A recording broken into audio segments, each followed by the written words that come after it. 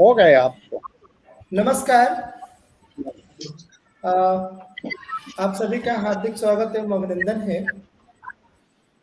दोस्तों, आज बिम्ब प्रतिबिंब सृजन संस्थान फगवाड़ा पंजाब की तरफ से हमारे उनके और अपने प्रेमचंद कुछ आप बीती और कुछ जग बीती के तहत लेकर हम उपस्थित हुए हैं।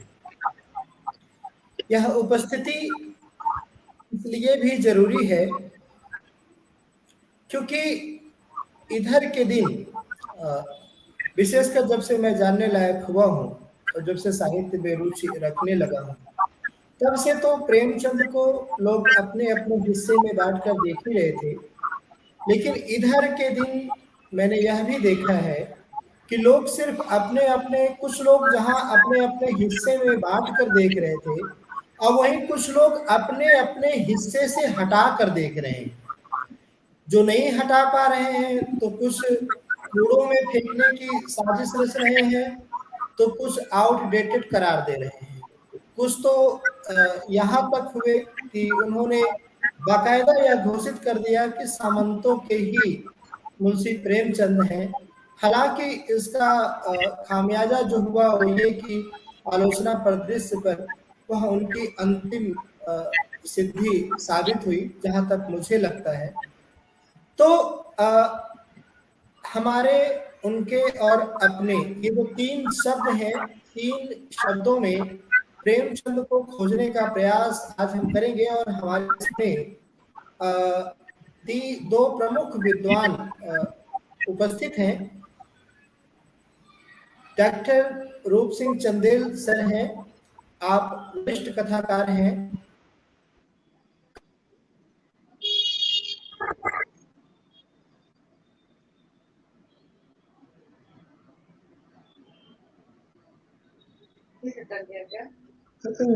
बोलते बोलते तैयार अपना या उनका नेटवर्क अनिल क्या चला गया? नेटवर्क का प्रॉब्लम है। हाँ, अनिल क्या नेटवर्क चला गया लगता है। जी जी जी जी जी, ये तो खैर चला गया। साहित्य में नेटवर्क से बाहर धकेला भी जाता है। ये तो खराब है साहित्य में, तो वाकई में पूरी तरीके से धकेला जाता है। हटाओ इसको यहाँ से। बिल्कुल बिल्कुल बिल्कुल। मैं एक दिन अनिल से बात कर रहा था कि इस धकेलने के लिए इतने अच्छे अच्छे शब्द बनाए हैं जी। जैसे नीरज को ढकेलने के लिए कह दिया मंची कवि है। हाँ, मंची कवि है, या शोक गीत वाले शोक गीत लिखते हैं। हाँ, देखिए तो मृत्यु गीत, मृत्यु गीत। ये मजबूरी थी कि कवि शब्द कैसे हटाए, तो हटा नहीं सकते थे। ये तो बात बनती नहीं, उसको भी हटा सकते थे, कोशिश की होगी। लेकिन मंच से तो निराला भी जुड़े थे भाई, रामविलास जी उनको लिख के धन्य हुए ना। हाँ, बिल्कुल मंच से जुड़ा गया था। है ना? लेकिन उनको और दिनकर भी तो मंच से थे। बिल्कुल ठीक कह रहे हैं। और भारत में तो मंच सबसे महत्वपूर्ण जगह रही है सदा से। एक दौर था कि मंच से ही पहचान बन जाती थी लोगों की। सर, आपके यहाँ श्रुति शब्द ही मंच से ही आया है, सुनने से ही आया ना। जी जी जी जी। तो श्रुति परंपरा भारत की सबसे बड़ी महान परंपरा तो वही है। हाँ, श्रुति परंपरा, बिल्कुल। तो नीरज अगर उस श्रुति परंपरा के बड़े हस्ताक्षर थे, लेकिन वो कवि नहीं है, वो मंची ही कवि है। और दूसरी चीज, इनके आप शब्दावली को देखिए कि फलाने जन कवि हैं। हाँ, ठीक है, लेकिन नीरज जन कवि नहीं है, क्योंकि जन में सुन रहा है इसलिए जन कवि नहीं है। उल्टी बात है। बिल्कुल सही कर रहे हैं, बिल्कुल सही कर रहे हैं। ऐसे ऐसे मुहावरे गढ़े गए हैं आप प्रेमचंद, जिसमें बहुत लोगों को, प्रेमचंद को ही लेकर के ये सामंत लेकर वही उनके साथ बिल्कुल वही है, बिल्कुल सही बात है।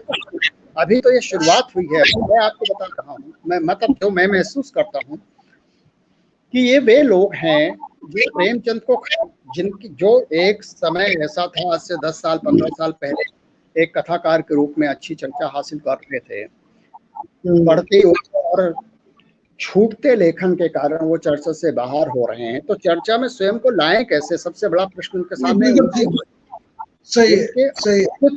उनके अस्तित्व का प्रश्न पैदा हो गया। इसलिए प्रेमचंद जैसे बड़े रचनाकार को खारिज करके वो अपने को स्थापित करना चाहते हैं, जो मुझे लगता है ये मान सकते। बिल्कुल आप सही कह रहे हैं, जबकि वो होना नहीं है। साहित्य इतनी सस्ती जगह नहीं। सर देखिए, जो लोग खारिज करने पे तुले हुए हैं उनका लेखन, और प्रेमचंद जन के लेखक हैं, जन के लेखक हैं, सबके लेखक हैं। सही बात है। जबकि इन लोगों ने अपनी रचनाओं में अश्लीलता इतनी परोसी है, इतनी लिखी है कि वो कुछ लोगों के द्वारा सराहे गए, और आपको उन लोगों को ये लगता रहा कि हम तो बस पूरे भारतवर्ष के लेखक हो गए, लेकिन आम जन के लेखक वो तब भी नहीं बने थे। और यही सबसे बड़ी पीड़ा है कि अब उन लोगों ने भी उनको बुलाना शुरू किया जो उनकी चर्चा किया करते थे बात करते हुए। बिल्कुल सही है। तो करें, रूप सिंह चंदेल को खारिज करने से कुछ हासिल नहीं होने वाला है, इसलिए वो बड़े व्यक्तित्व के पीछे पड़ेंगे, जिससे कि मतलब खुद चर्चा में किसी न किसी रूप में। बिल्कुल। आप देखो कि जो कवि जिन्हें हम बड़ा कवि कहते हैं जी, वे जनकवि हैं, क्योंकि वो संगोष्ठी में बैठ कर उनकी कविताएं सुनी गई। जी, मुझे नहीं लगता कि अब नीरज जी तो 1 लाख 2 लाख लोगों के बीच कविता पढ़ते थे। बिल्कुल। इतना बड़ा आदमी हिंदी साहित्य में कवि नहीं है।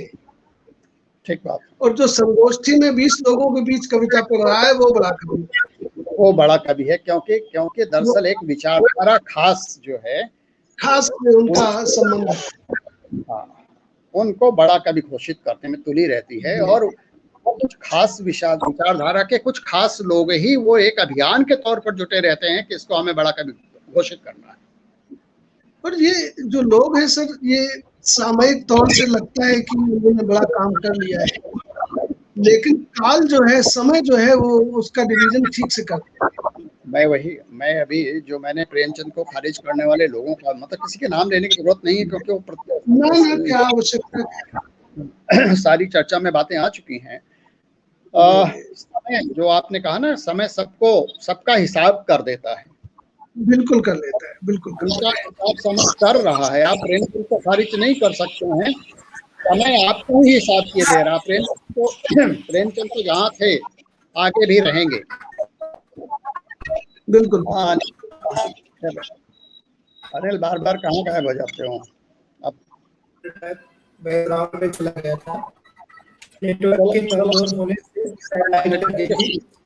बातचीत को जल्दी से बातचीत आप लोगों ने की, ये बहुत अच्छी बात है सर। और वैसे भी प्रेमचंद एक ऐसे हस्ताक्षर हैं जिन पर बात करने के लिए किसी भूमिका का इंतजार तो करना ही नहीं होता है। जन संवेदना के अनुवाद तो रहे ही हैं। तो हम बता रहे थे कि डॉक्टर रूप सिंह चंदेल जी हैं, आप कानपुर और दिल्ली से संबंधित हैं, खास करके केंद्र और उत्तर प्रदेश को मान के चले, और इन दिनों 2 ही राजनीति के केंद्र में भी हैं।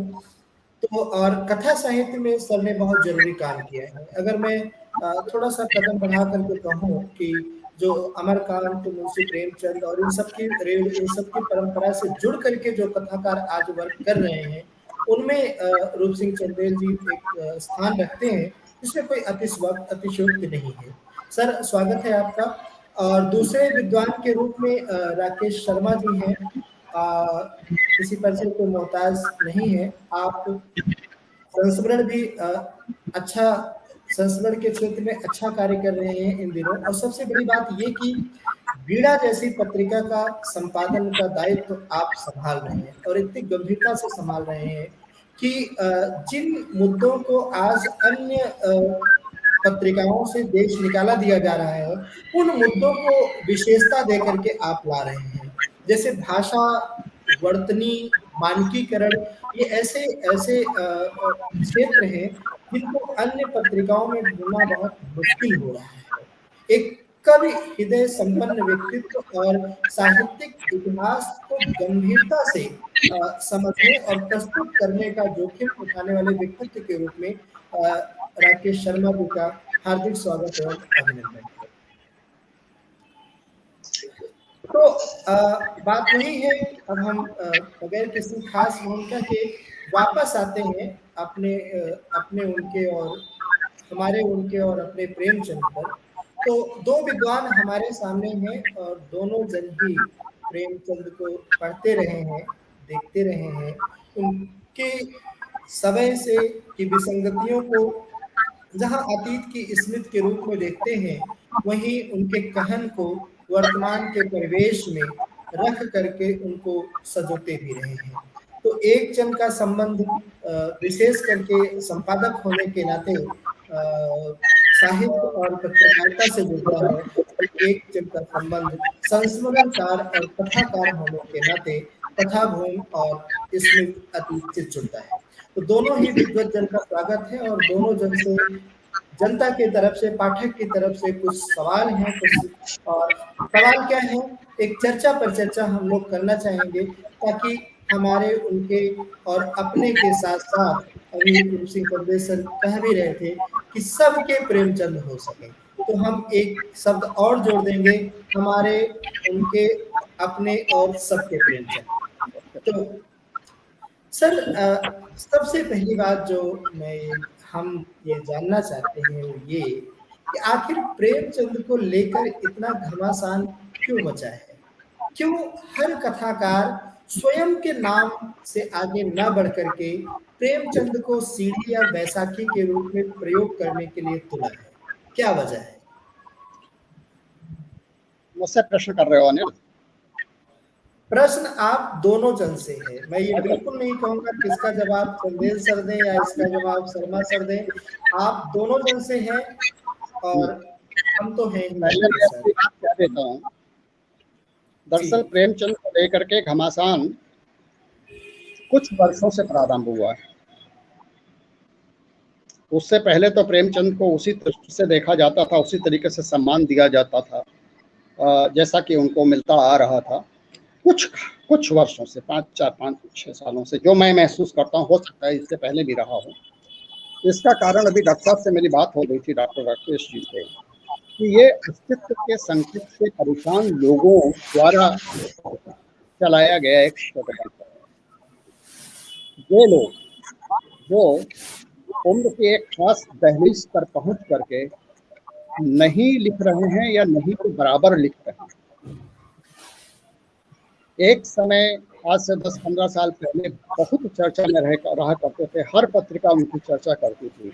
आज वो वहां से भी स्थापित हो गए हैं, हो रहे। पाठकों की दृष्टि में भी अब वो उतना अपना स्थान नहीं बना पा रहे हैं, जितनी चर्चा उनको मिलने की मिल चुकी है। पाठकों ने उनको अच्छी तरीके से समझ लिया है। उनमें से बहुत सारे लोगों ने प्रेमचंद की तो तारीफ, प्रशंसा या प्रेमचंद के वारिस होने की बात तो उन लोगों ने भी कभी नहीं कही। केवल मिथिलेश्वर और चंद्रकिशोर जायसवाल के संदर्भ में प्रेमचंद की बात आया है। बाकी जो लोग आजकल प्रेमचंद के खिलाफ बोल रहे हैं, उनकी बात तो कभी उनको प्रेमचंद से जोड़कर नहीं देखा गया। लेकिन प्रश्न यह है कि जो उनको चर्चा मिल रही थी, आज वो चर्चा से बाहर होते जा रहे हैं धीरे धीरे करके, क्रमशः, एकदम से नहीं है। आज भी वो कहीं ना कहीं थोड़ा सक्रिय हैं, क्योंकि किसी के हाथ में कुछ है, किसी के हाथ में कुछ है, किसी के हाथ में पूंजी है, कोई अपने ऊपर पत्रिका का विषांक निकलवा रहा है, कहीं कुछ कर रहा है। लेकिन उनको पता है कि भविष्य उनका बहुत अच्छा नहीं होने वाला, क्योंकि उन्होंने जो पीछे जिस तरीके से भी चर्चाएं हासिल की हैं, उससे उनका पाठक उनके बारे में बहुत अच्छी तरीके से समझ चुका है और समझ ही नहीं चुका। उनकी कहानियां पढ़ करके उसने एक मानसिकता पहले से पाठक की बन चुकी है। और आपने भी उनकी कहानियां पढ़ी हैं और आपने उन लोगों पर लिखा भी है। अजित प्रियदर्शी ने उन लोगों पर लिखा है कि किस तरीके से उन लोगों की कहानियों में अश्लीलता है। तो उनको अपना भविष्य पता है। अब सबसे बड़ा उनके सामने सवाल है कि अपने अस्तित्व को कैसे बचा के रखें। इसलिए उन्होंने एक बड़ी मूर्ति, ये बहुत ही झंझट का काम करने की सोच रहे हैं, जो कि मूर्ति कभी टूटने वाली नहीं है। वो इस तरीके के मतलब वो एक ऐसा शिलालेख बन गए, प्रेमचंद एक ऐसी स्थापित मूर्ति हैं, अगर हम मूर्ति कहें या हम ये कहें कि प्रेमचंद को आप कभी खारिज कर ही नहीं सकते। युगों तक खारिज होने वाला वो व्यक्तित्व नहीं है, लेखक नहीं है। लेकिन अपने को चर्चा में रखने के लिए प्रेमचंद के खिलाफ कुछ तो ऐसा करना चाहिए जिससे कि छोटे व्यक्ति को लेकर के, किसी छोटे लेखक के सामने वो लेख खारिज करेंगे, इनकी कोई चर्चा नहीं होने वाली। प्रेमचंद जैसे या रेणु जैसे व्यक्तित्व को लेकर के आप देखिए ना कि प्रेमचंद को ही नहीं, वो रेणु को भी खारिज कर रहे हैं। तो वो एक और प्रेमचंद, रेणु, नागार्जुन पिछले दिनों 2 साल के अंदर तीनों महारचनाकारों को लेकर के कुछ न कुछ रहते, और बड़े आश्चर्य की बात है कि वे प्रेमचंद को खारिज भी करते हैं और प्रेमचंद के नाम को भुनाने की कोशिश भी करते हैं। कुल मिलाकर के यह है कि उनका अपना अस्तित्व संकट में नजर आ रहा है उनको, और इसलिए वो एक बड़ी मूर्ति को तोड़ करके अपनी मूर्ति वहां स्थापित करने की कोशिश करना चाहते हैं जनता और पाठकों की दृष्टि में, जो कि कभी उनकी स्थापित होने वाली नहीं है। प्रेमचंद जहां थे वही रहेंगे, आगे भी वही। अब डॉक्टर साहब अपनी बात करें। सर, आप क्या सोचते हैं कि जिस तरीके से अभी सर ने भी कहा कि उनको खारिज करने की, बड़ा नाम बनने की कोशिश की जा रही है, उनको खारिज करने की कोशिश की जा रही है, तो क्या किसी के खारिज करने से बड़ा नाम हुआ जा सकता है? अगर रूप सिंह चंदेल जी को खारिज करने से अनिल पांडे बड़ा हो सकता है, तो मैं इनको रोज खारिज किया करूं। आप क्या सोचते हैं सर इस विषय में, प्रेमचंद जी के संदर्भ में? अनिल जी, पहले तो मैं आपको धन्यवाद देता हूँ कि आज आपने चंदेल साहब से और अन्य लोगों से जुड़ने का मुझे अवसर दिया है। हम प्रेमचंद जी की स्मृति को प्रणाम करते हैं, क्योंकि कल उनका जन्मदिन है और पूरी संध्या पर हम लोग उससे बात कर रहे हैं, उनके संदर्भ में बात कर रहे हैं। ये घमासान केवल प्रेमचंद को लेके नहीं है, हिंदी के जो भी कालजयी रचनाकार हैं सब पर ही घमासान हुआ है। और मुझे याद है कि जब रामविलास शर्मा की कृति आई थी निराला की साहित्य साधना, तो उस पर सबसे पहली टिप्पणी निर्मल वर्मा ने की थी, और उन्होंने सही टिप्पणी की थी। और उन्होंने कहा था कि रामविलास जी ने निराला को काट पीट कर मार्क्सवादी खाते में फिट करने की कोशिश की है, और जहां वो फिट नहीं कर सके हैं वहां उन्होंने उस खाते को ही तोड़ दिया है। तो ये हाल वहां भी था, ये हाल यहाँ भी है। और जो चंदेल साहब ने कहा कि खारिज करने से ही शायद अपना कद ऊंचा हो जाए, तो जो आप भारतीय राजनीति में देख रहे हैं उसका ही छोटा प्रतिरूप हिंदी साहित्य में देख लीजिए कि अगर अपने बूते कुछ नहीं कर सके तो जो कालजयी हैं उनको खंडित करके उनकी मूर्ति के आगे अपनी मूर्ति बना लीजिए। इतनी भर लालसा है। लेकिन आपने जो विषय रखा है, इस विषय में जो शब्द एक बहुत प्यारा है, उनके प्रेमचंद, ये उनके में एक दूरी भी है, डिस्टेंस भी है, लेकिन उसको समीपता में घसीटने की कोशिश भी है। तो कोई भी रचनाकार जो होता है, ठीक है, आलोचना उसको दबा भी सकती है, उठा भी सकती है, लेकिन रचनाकार की मुख्य ताकत उसके पाठक ही होते हैं अंततः। तो प्रेमचंद का जो पाठक वर्ग है वो समाज के हर हिस्से से आता है। प्रेमचंद की कहानियों पर, उपन्यासों पर तो चर्चा बहुत होती है, लेकिन प्रेमचंद का एक पक्ष मैं आपके सामने आज रख रहा हूँ। जब लखनऊ में प्रगतिशील लेखक संघ की स्थापना हुई थी, उसमें सज्जाद जहीर और मुल्कराज आनंद वगैरह जो लोग उसमें लगे हुए थे, तो प्रेमचंद से जो अध्यक्षीय भाषण देने के लिए कहा गया था, आप चौंकेंगे उसमें एक लाइन क्या थी। उसमें एक पंक्ति थी कि आप मंच से घोषणा कर दीजिए कि हिंदी की लिपि देवनागरी नहीं रोमन होनी चाहिए। और प्रेमचंद ने पूरी स्थिति को समझ लिया और उन्होंने कहा ये लाइन तो आप काट ही दो। ये जो भाईचारे की बात है ये तो हम सहमत हैं आपसे, लेकिन ये काम हम नहीं करेंगे। और उपन्यासों के साथ उन्होंने भाषा के उनके संदर्भ को देखिए और भारतीय संविधान को देखिए। जिस समय हिंदी को राजभाषा बनाया गया तो अनुच्छेद 343 में ये बात लिखी गई कि हिंदी देश की राजभाषा होगी, पूर्ण विराम, इसके आगे लिखा गया लिपि देवनागरी। ये जो तथाकथित तब के लोग थे जो ये कह रहे थे कि हिंदी को देवनागरी के बजाय रोमन में लिखे, ये कौन लोग थे?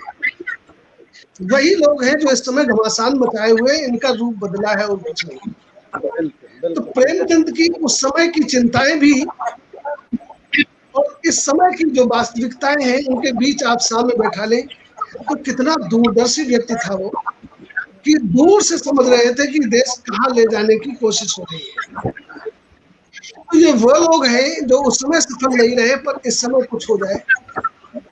हमें अपना पक्ष रखना चाहिए प्रेमचंद को लेकर। प्रेमचंद कहते हैं कि हम भारतीय आत्मा का जागरण करना चाहते हैं। आप सोचिए कि ये जागरण होगा कैसे? ये जागरण उस विचारधारा से इस देश का नहीं होने वाला, कभी नहीं होगा, क्योंकि भारत का जो जनमानस है, जिसमें प्रेमचंद है, जिसमें तुलसीदास है, जिसमें निराला है, वह जनमानस उस अवधारणा को खारिज कर रहा है। तो अभी जो चंदेल जी ने कहा था कि वो स्वयं खारिज हो रहे हैं, इसलिए अपने अस्तित्व बचाए रखने की लड़ाई है। तो प्रेमचंद तो बहाना है, निशाना कुछ दूसरा है। और प्रेमचंद के बहाने से बात चूंकि बड़े रचनाकार की होगी जरा बड़े फलक पर जाएगी। तो बड़े फलक तक बात पहुंचाने के लिए विरोध है। जानते तो वो भी है कि प्रेमचंद को समाज से खारिज करना या तुलसीदास को बहिष्कृत कर देना कोई सरल काम नहीं, असंभव है। ये तथ्य सबको मालूम है, लेकिन वो घमासान अपने लिए है, न हिंदी के लिए है, न हिंदी साहित्य के लिए है, न हिंदी साहित्य के पाठकों के लिए।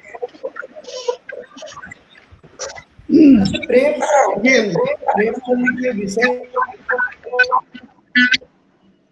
में यह भी आपकी आवाज कट गई थी। जैसे आपने कहा आप ये दोबारा बोलिए, आवाज गायब।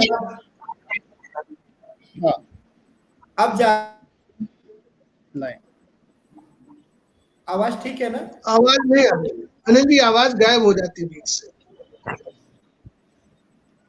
आप बोलिए। हाँ, हेलो। हाँ अब बोलिए। अब जा रही है।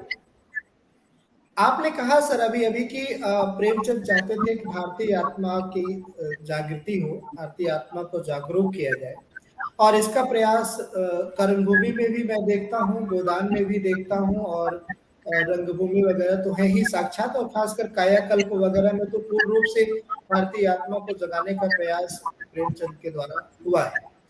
तो भारतीय आत्मा के जागरण गायन करने वाले ऐसे व्यक्तित्व को भारतीयता के विरुद्ध खड़ा करने का जो षड्यंत्र है, और खास करके जब भारतीयता के विरुद्ध की बात आती है तो हर जगह प्रेमचंद के पात्रों को गलत दिशा में परिभाषित करने की जो कोशिशें हो रही हैं, यह कोशिशें क्यों हो रही हैं, और इसे हमारा समाज उन कोशिशों को ही पूजते और प्रशंसित करने के लिए उत्प्लावित है, ऐसा क्यों हो रहा है, यह भी हिंदी का पाठक जानना चाहता है। हिंदी का पाठक जानना चाहता है कि जो प्रेमचंद्र का राष्ट्रवाद था, कि राष्ट्रवाद था प्रेमचंद्र का, जब कर्मभूमि के लिए अमरकांत निकलता है, या कायाकल्प में जब चक्रधर निकलता है, या अमर कर्मभूमि के सारे पात्र धीरे धीरे करके राष्ट्र को बचाने के लिए निकलते हैं, और इधर राष्ट्र की सीमाओं के साथ जो अतिक्रमण सा हो रहा है, आखिर जो विचारक ऐसा कर रहे हैं वे क्यों कर रहे हैं, क्या है उनकी मानसिकता? आपको याद होगा कि 2000 में संभवतः 2000 के आसपास दिल्ली में प्रेमचंद की रंगभूमि को जलाया गया। क्या हुआ? रंगभूमि खत्म हो गई या प्रेमचंद खत्म हो गए? बल्कि जिन्होंने जलाया था आज हम उन्हें ही नहीं जानते हैं कि वो कौन थे। तो कोई कितना भी षड्यंत्र कर ले, भारतीय जनमानस से ही नहीं, विश्व में जिन जिन लोगों ने प्रेमचंद को पढ़ा है, प्रेमचंद को खारिज नहीं किया जा सकता। प्रेमचंद जन जन के मन में बसे हैं। कोई भी कहा प्रेमचंद की, मैं मतलब जो बहुचर्चित कहानियां हैं, अब जैसे उदाहरण के लिए कफन को लेकर के बहुत सारी की चर्चा नहीं, कफन के तर्ज, कफन को खारिज करने के लिए इंडिया टुडे में प्रकाश आदमी की एक कहानी भी छपी। क्या हुआ? समय के साथ याद नहीं करेगा, लेकिन प्रेमचंद कभी खत्म नहीं होगा, क्योंकि वो प्रेमचंद सबके हैं और उनके भी हैं जिनकी बात, जो खारिज करने की बात कर रहे हैं, प्रेमचंद उनके भी हैं और वो बहुत अच्छी तरीके से इस बात को जानते हैं कि प्रेमचंद हमारे उनके भी हैं। लेकिन बात वही है कि ये एक ऐसा षड्यंत्र है कि जिसमें कुछ करना है, अपने को कैसे स्थापित करना है या अपनी विचारधारा को कैसे थोपना है कि प्रेमचंद के राष्ट्रवाद, प्रेमचंद के जनवाद को खारिज किया जाए, वो कभी नहीं हो सकता, क्योंकि प्रेमचंद आम जन के लिए, प्रेमचंद का जो लेखन है वो आम जन के लिए लेखन है। क्या वजह है? हम बार बार एक ही बात कहते हैं कि प्रेमचंद आज भी प्रासंगिक हैं। क्यों प्रासंगिक? क्योंकि प्रेमचंद की कोई भी कहानी उठा के देख लीजिए, चाहे कफन ही, बेशक मैं कैसा हूँ, हो सकता है हमें ये लगे या कुछ लोगों को ये लगता हो कि कफन में किस तरीके से कफन में वर्णन किया गया है कि अतिशयोक्त सा लगता है, लेकिन अतिशयोक्त हुआ व्यक्ति, कई दिनों का भूखा व्यक्ति सेवा नहीं कर सकता। तो प्रेमचंद इतना निकट और इतना जन जीवन से जुड़े हुए व्यक्ति थे, समाज से जुड़े हुए व्यक्ति थे। आज उन्हें खारिज कर रहे हैं, वो समाज से जुड़े हुए व्यक्ति नहीं है। उनका लेखन अपना भोगा हुआ ही लेखन है उनका, या समाज को उन्होंने बाहर से दूर से देखा है। फिर वही मैं आता हूँ कि ये जो खारिज करने की बात है, या प्रेमचंद के राष्ट्रवाद को, या प्रेमचंद के जनवाद को, या प्रेमचंद की चीजों को, वो क्यों है? इसलिए है कि आप वहाँ तक वो लोग पहुँच नहीं सकते हैं, वो कभी करने नहीं पहुँच सकते हैं। ये पीड़ा है उनकी, और उस पीड़ा को कैसे, अपनी पीड़ा में संतुष्टि कैसे प्राप्त करें, अपने को स्थापित कैसे करें, ये सबसे बड़ा प्रश्न उनके सामने। इसलिए वो प्रेमचंद को दक्षा। अच्छा, राकेश जी जी जी जी जी, हाँ कुछ कहना चाह रहे थे आप, कहिए ना सर। हाँ नहीं सर की बात को थोड़ा मैं आगे बढ़ा रहा था। हाँ हाँ, स्वागत स्वागत। ये दुष्चक्र बहुत पुराना और बहुत सुनियोजित है। उसमें प्रेमचंद ही नहीं, बहुत सारे लोग लपेटे में हैं, बहुत लोग। उन्हें लिया गया है, चस्पा किया गया उनकी पीठ पर कि आप इस विचारधारा के देखो, उनमें ये पंक्तियां आती। असल में क्या है, ये लोग जानते हैं, ऐसा करने वाले लोगों को भी मालूम है। और मैं दूसरी बात कहूँ कि जितनी ताकत इन लोगों को खारिज करने में आप कर रहे हो, उतना कुछ मौलिक लिखने में करते तो ज्यादा काम होता, हिंदी साहित्य का भी भला होता, और हो सकता है जो रेखांकित भी हो जाते। मैंने डॉक्टर कृष्णदत्त पालीवाल का एक बड़ा इंटरव्यू लिया है उनके घर में बैठकर। तो इंटरव्यू समाप्त हुआ तो और डॉक्टर साहब गए हो गए, नेटवर्क की प्रॉब्लम आ रही है, नेटवर्क प्रॉब्लम आ रही है। एक और प्रश्न करके खत्म कर लो, काफी अच्छी बात तो हो ही गई है। हाँ, अभी कुछ जरूरी मुद्दे रहते हैं सर, वापसी होगी सर की। हाँ, वापसी हो तो वो प्रश्न रख दो। ये बात तो हम लोग कर ही चुके हैं, इस विषय पे काफी बात हो चुकी है। हाँ, एक जो और बात उठती है सर प्रेमचंद के साहित्य के माध्यम से लोग अगर हम चाहें, तो प्रेमचंद यथार्थ को दिखाने का उनकी अपनी तकनीक थी, उनका अपना शिल्प कौशल था। हम कफन से लेकर के गोदान तक की यात्रा में अगर आते हैं, देखिए सर आ गए हैं हमारे ख्याल से, आ गए हैं सर, आ गए। स्वागत सर, स्वागत जी जी। मैं अनिल जी ये कह रहा था हाँ सर। कि पालीवाल जी का मैंने इंटरव्यू रिकॉर्ड किया उनके घर पर बैठकर। तो जब रिकॉर्डिंग हो गई तो उन्होंने कहा चलिए मेरे साथ। तो एक कमरे में गए तो बहुत सारी किताबों का ढेर लगा हुआ था। बोले देखिए किसकी किताबें हैं। तो अज्ञेय लिखा हुआ था। मैंने कहा तो अज्ञेय की है। बोले मैं आजकल अज्ञेय पर काम कर रहा हूँ। और जो उन्होंने संबंध आज की बातचीत से जुड़ता है वो मैं उस पर आ रहा हूँ। तो उन्होंने कहा कि अज्ञेय के और गजानन माधव मुक्त बोध के जो पत्र हैं उनको मैं संकलित करके निकालना चाहता हूँ, जिससे ये स्पष्ट हो कि अज्ञेय में और मुक्त बोध में लड़ाई नहीं थी, मैत्री भाव था। लेकिन ऊपर ऊपर से विद्वानों ने जो इनके सिर भिड़ाने की कोशिश की है उसको मैं खारिज करूंगा इसमें। लेकिन शायद काल को वो मंजूर नहीं था और वो चले गए। मुसीबत यहीं पर है कि यहाँ पर सिर लड़ाने वाली बड़ी आदतें हैं लोगों की। जी बहुत मुक्त सही बोध कह को रहे हैं सर।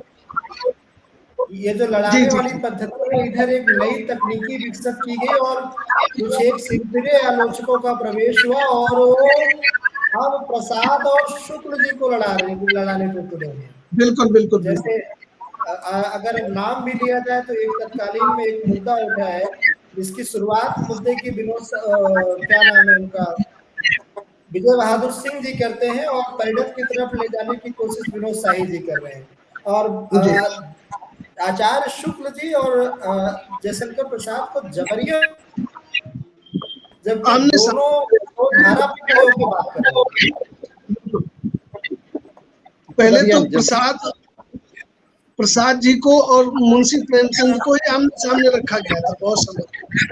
ठीक वो कह रहे हैं तो आप। हाँ, बिल्कुल। वो तो अच्छा हो कि इस पर बहुत सारा काम कमल किशोर गोयनका जी ने किया और बात को साफ किया। तो ऐसी बहुत सारी सफाई की जरूरत है। धुंध फैलाई जा रही है।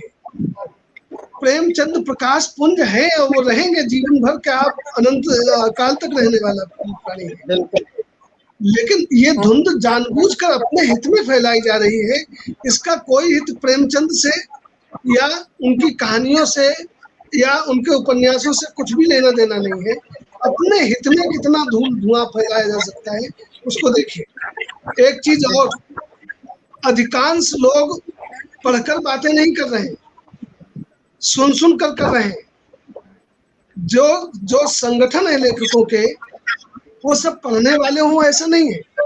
उनमें कोई एक है जो बोल देता है, सारे नीचे के लोग उसी बात को रिपीट करना शुरू करते हैं।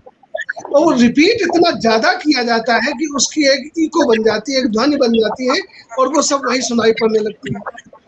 तो ये साजिशन है, इरादतन है। इसका वास्तविकता से कोई लेना देना नहीं है।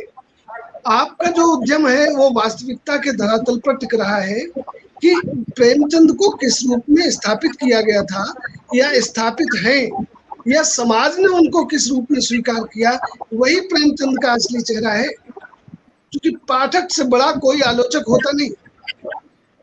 वो सब जानता है कि ये आदमी क्या लिख रहा है। मैं आपको एक छोटा सा उदाहरण देता हूँ, फिर सर को सुनेंगे। हमारे शहर में उस समय मेहता जी रहते थे, नरेश मेहता। तो मेहता जी से कहा कि आप अपने जीवन से कोई जो सबसे महत्वपूर्ण संस्मरण है वो सुनाइए। उस प्रश्न के उत्तर में उन्होंने जो कहा वो मैं आपको बता रहा हूँ, वो हम सबके लिए जरूरी है। तो उन्होंने कहा कि मैं अपने ननिहाल या नर्मदा नदी के तट पर, उनका धर्मपुरी गांव है, वहां वो रहते थे। तो बोले जब ज्ञानपीठ मिला तो लोगों ने कहा कि भैया आ जाओ, तुम्हारा जरा स्वागत करते हैं गांव में। तो बोले हम भी प्रसन्न हुए कि चलिए गांव वाले स्वागत कर रहे हैं, तो चले गए। तो स्वागत वगैरह हुआ, शाम को खाना वाना खा के गाँव में जो चारपाई पड़ती है उस पर लेट गए। तो वो जो घर में काम करने वाली महिलाएं सबको खाना वाना खिला के वो भी आके चारपाई के आसपास बैठ गई और उन्होंने कहा कि अपनी कविताएं सुनाइए। तो नरेश जी बोले कि मुझे ऐसा लगा कि कहाँ से तो मैं कवि हो गया भैया, और मैं कौन सी कविता ऐसी सुनाऊं जो इन महिलाओं की समझ में आए, गांव की भद्र महिलाएं। तो मैं बड़ा मुश्किल में था कि मैं क्या बोलूं। अब चूंकि ज्ञानपीठ मिला था तो लोग कहते कि अरे कैसे ज्ञानपीठ मिल गया, नहीं तो कविताएं भी नहीं आती, तो कविताएं सुनानी थी। तो हमने अपनी स्मृति से 2-3 कविताएं जो थी वो सुना दी। तो जब मैं चुप हुआ तो उसमें से एक महिला बोली कि जो 3 कविताएं सुनाई हैं आपने वो 2 तो बिल्कुल ही बेकार है, लेकिन एक ये वाली जो कविता है इसमें तो दम है। तो नरेश जी बोले कि मुझे उतनी प्रसन्नता ज्ञानपीठ मिलने से नहीं मिली जितनी कि उस महिला की उस टिप्पणी से मिली। सही बात। क्या ये भारत का जनमानस है, उसकी ये ताकत है कि जिसने नरेश जी की अतुकांत कविताओं में भी ढूंढ लिया कि सही कहाँ बोल रहे हैं। तो हमें, आपको और हर लेखक को इस बात पर भरोसा करना चाहिए कि जिस समाज में वो जी रहा है, जिस समाज में वो स्थापित होने जा रहा है, या जिस समाज में जो स्थापित है वो अनायास नहीं है। इस लोक ने बहुत फिल्टर करके उसको एक्सेप्ट किया है। तो इनको चिल्लाने दो, इनका खंडन आप जैसे जो प्रबुद्ध आलोचक है वो करेंगे, अपने स्तर से करेंगे, क्योंकि लड़ाई के स्तर भी अलग अलग है। आलोचना का उत्तर आलोचना से ही हो सकता है, आलोचना का उत्तर कविता पढ़ के नहीं होगा, नहीं, उसकी भाषा, उसके हथियार वही होंगे। तो जो कर रहे हैं उन्हें भी मालूम है, जो चंदेल साहब ने कहा कि उन्हें भी मालूम है कि प्रेमचंद को खारिज नहीं कर सकते, वो उद्यम भर है और इस उद्यम में उनका नाम चमक जाता है जरा कहीं किसी पत्रिका में, किसी पेपर में, उतना भर संतोष उनको है, इसके अलावा कुछ नहीं है। प्रेमचंद जैसा आदमी किसी भी भाषा में सदियों में उतरता है और किसी समाज के बड़े पुण्य फलित होते हैं जब प्रेमचंद आते हैं। धन्यवाद। अच्छा, एक बात चंदेल सर, अच्छा, मैं यहाँ आपके एक बात को आगे बढ़ाते हुए एक अपना एक उदाहरण देना चाहता हूँ कि जनता से बड़ा कोई आलोचक नहीं होता। जो आपने अभी कहा वही सच है। मैंने टॉलस्टॉय की जीवनी का अनुवाद किया है और लेव टॉलस्टॉय के अंतिम उपन्यास का भी अनुवाद किया था, 2008 में प्रकाशित हुआ, तो हिंदी में नहीं था, आसिम रात। उसके बाद फिर उन पर 30 संस्मरणों का अनुवाद किया जो भी समाज प्रकाशन से प्रकाशित हुआ। मैं जीवनी की बात कर रहा हूँ। तो उस जीवनी में, हेनरी ट्वाइट की लिखी हुई जीवनी है, उस जीवनी में हेनरी ट्वाइट लिखते हैं कि टॉलस्टॉय कितना बड़ा महान लेखक आलोचकों पर भरोसा नहीं करता था, वो पाठकों करते थे। यही कारण है कि जब युद्ध और शांति का उपन्यास प्रकाशित हुआ उसकी इतनी आलोचना हुई, रूस से लेकर के जर्मनी और फ्रांस तक, लेकिन वो आराम से बैठे रहे क्योंकि उनको पाठकों पर भरोसा था। और आज देखिए विश्व का महानतम उपन्यास है। तो मेरा यहाँ पर मैं इस बात को जोड़ रहा हूँ प्रेमचंद से कि कोई कुछ भी कर ले, जिसको जनता ने अपने सिर आंखों पर बैठा लिया है उसे आप तब तक खारिज नहीं कर सकते जब तक जनता उसे खारिज नहीं करती। और जनता उसे खारिज करने वाली, कम से कम प्रेमचंद को जनता खारिज करने वाली नहीं है, लंबे समय तक नहीं है। प्रेमचंद ने जो लिखा वो आज भी प्रासंगिक है। आज भी गांव में किसानों की हालत वही है, आज भी गांव में गरीबों की हालत वही है। तो इसलिए प्रेमचंद को खारिज करना आसान नहीं है। खारिज करने वाले स्वयं ही खारिज हो जाएंगे, समय उनको खारिज कर ही रहा है। अब अनिल अपना प्रश्न।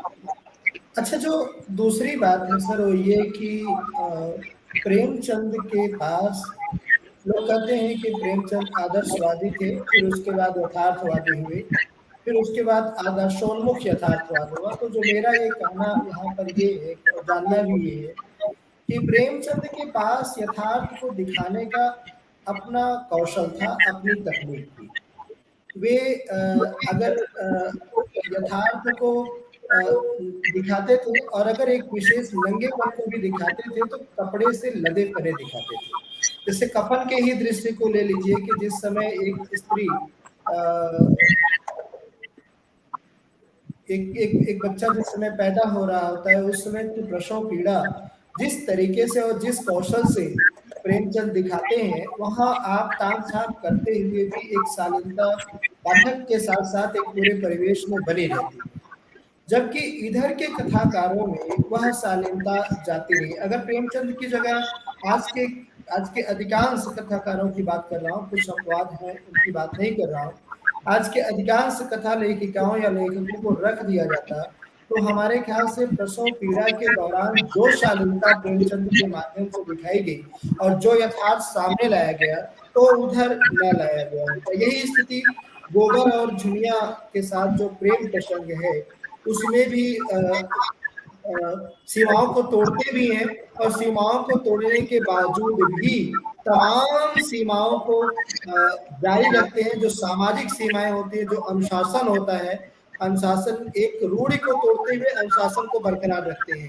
यह जो अनुशासन है और यह जो यथार्थ प्रस्तुति का जो नए नए औजार, हथियार को नहीं करेंगे, हथियार भी औजार भी मान सकते हैं कि इधर जो औजार विकसित किए गए हैं, आखिर इतनी यात्रा क्यों लोगों ने कर ली? क्या अब प्रेमचंद की के उस कथा कौशल की तरफ वापसी संभव है, या फिर पश्चिमी दर्शन की तरफ बढ़े और अत्याधुनिक उत्तर आधुनिक दर्शन की तरफ बढ़े, जहाँ पोर्नोग्राफी और वेब सीरीज जैसे माध्यम हमारे यहाँ परोसे जा रहे हैं, या आप उधर ही कथा साहित्य जा रहे हैं? इस आलोक में कुछ बोले संदेश सर, आप भी बोले और राकेश सर आप भी। तो रूप सर देखिए इसको, ये पाठक आज बहुत सोच रहा है इस पर कि आपने अभी कफन का जिक्र किया और वो दृश्य मेरे आंखों के सामने घूम रहा है कि जिस समय माधव उससे कहता है घीसू से कि जा अंदर जा करके देख ले, वो तड़प रही है, तो घीसू को यह चिंता है कि मैं अगर अंदर जाता हूँ देखने के लिए, क्योंकि उसकी पत्नी है, तो शायद ये आलू खा दे। वो कहता नहीं, तुम देखो जाकर के। माधव नहीं, मतलब मैं शायद उल्टा बोल गया हूँ। तो वो कहता है मैं तो ससुर हूँ, मैंने उसका चेहरा आज तक नहीं देखा है, मैं कैसे जा सकता हूँ।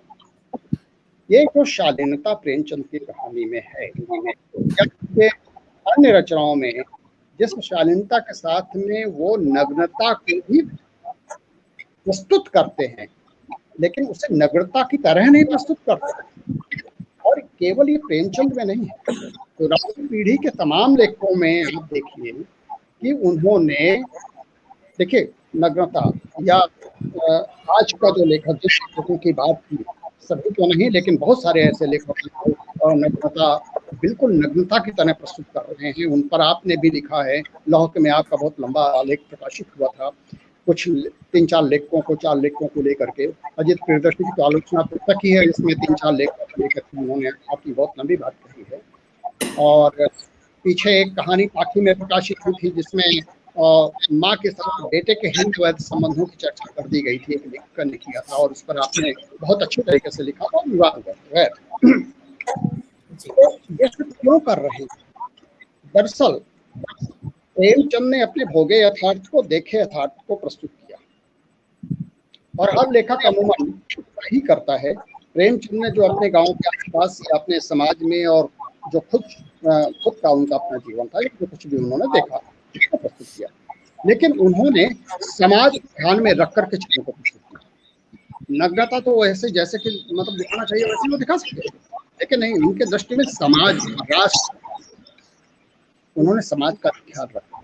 और यही लेखक की सबसे बड़ी उपलब्धि होती है कि आप बात को भी कह जाए, आप मतलब अपने ऊपर बात, मैं अपनी बात करूंगा तो आप कहेंगे कि मैं अपनी बात कह रहा हूँ। आपने मेरी सुनो पुनिया कहानी पढ़ी, सुनो पुनिया की आपने चर्चा की है, प्रेम प्रसंग की कहानी है, या आपने चुप है कहानी को पढ़ा और उसकी आपने बहुत तारीफ की है।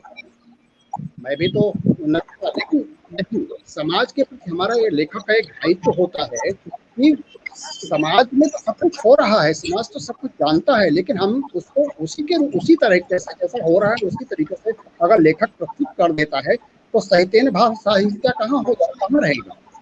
साहित्य का अर्थ है एक समाज में कल्याण का भाव प्रस्तुत करना, एक अच्छा उदाहरण प्रस्तुत करना, ना कि उसको जैसा है वैसा प्रस्तुत कर देंगे, जो देख रहे हैं उसी रूप में प्रस्तुत कर देंगे तो बचेगा क्या?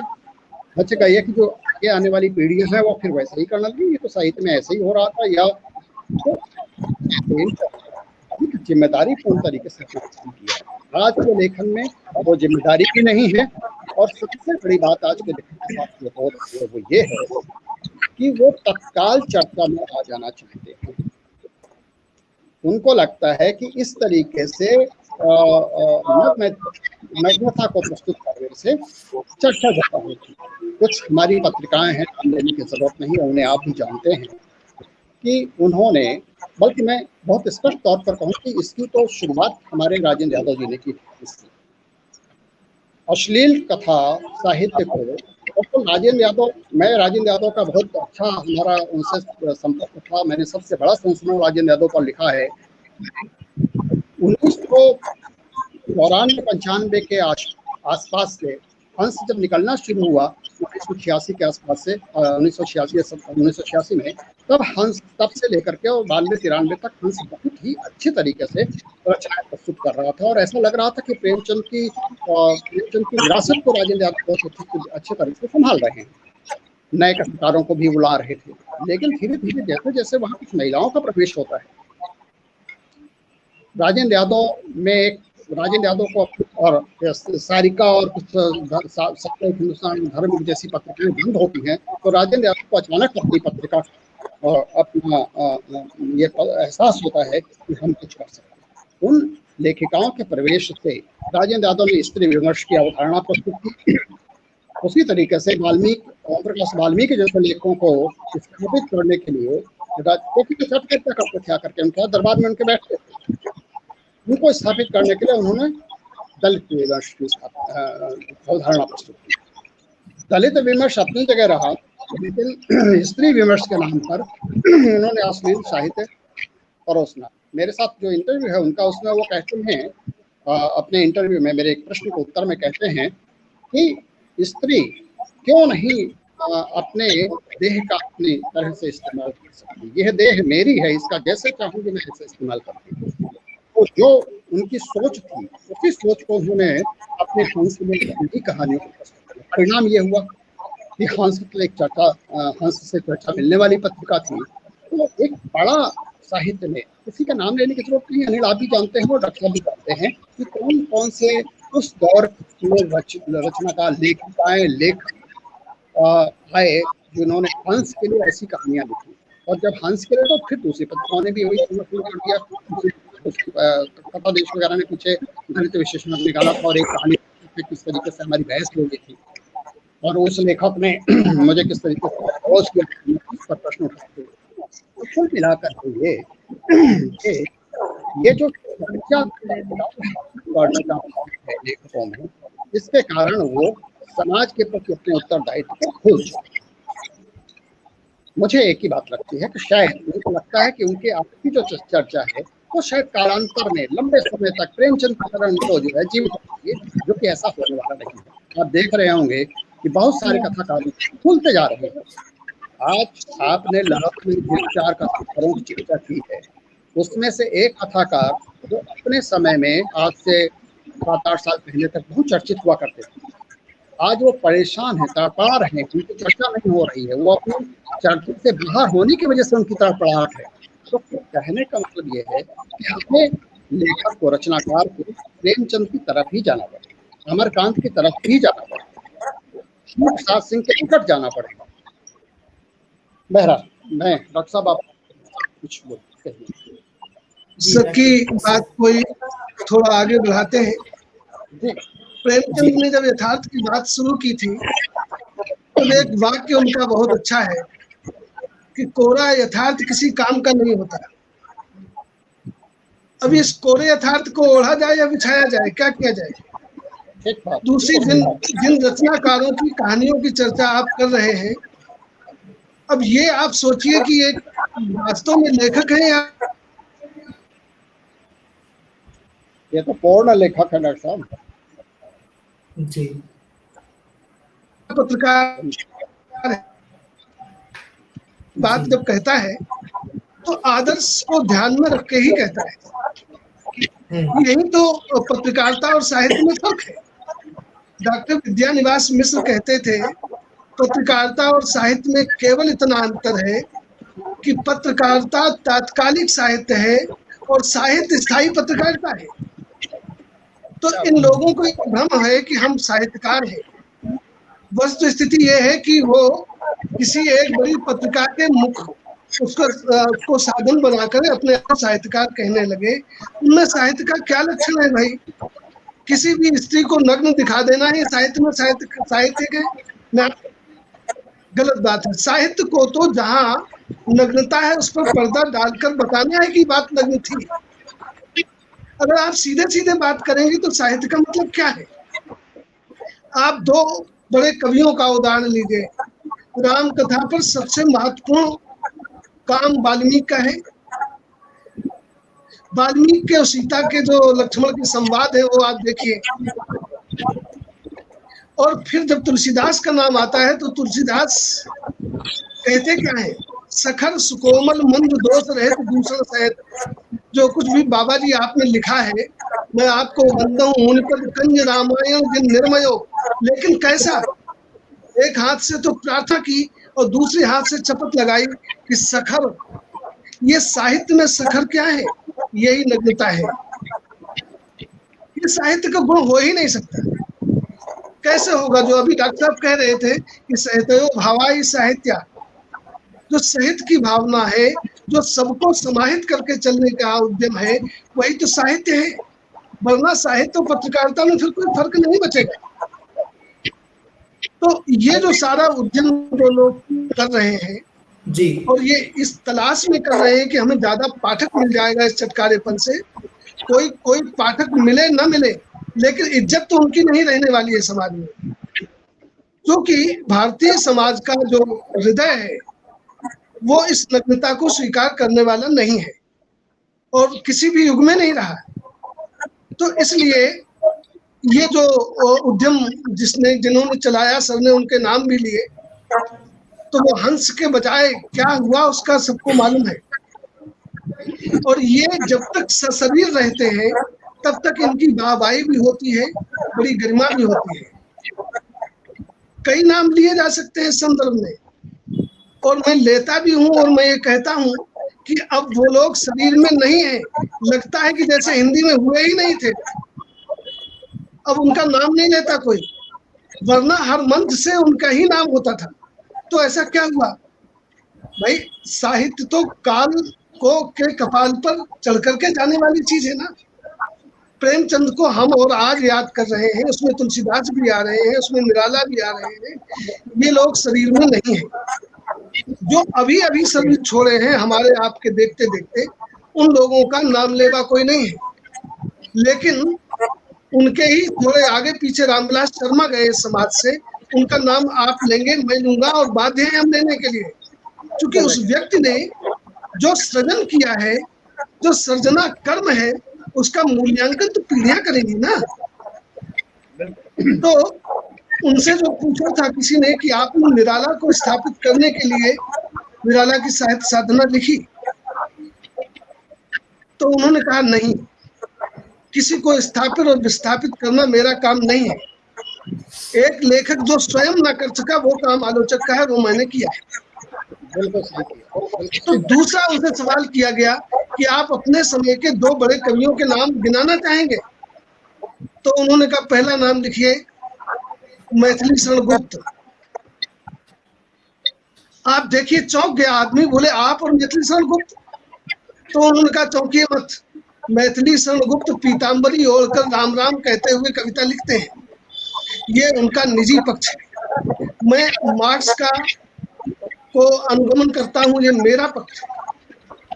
लेकिन एक आलोचक के बतौर जब हम पूरे समय को देखेंगे तो इस समय को उनके बगैर पूरा नहीं किया जा सकता। अब आप देखिए, ये दृष्टि है, ये दृष्टि नहीं है कि इस किताब में ये फलानी जात सूचक शब्द आया, इसको जला दो।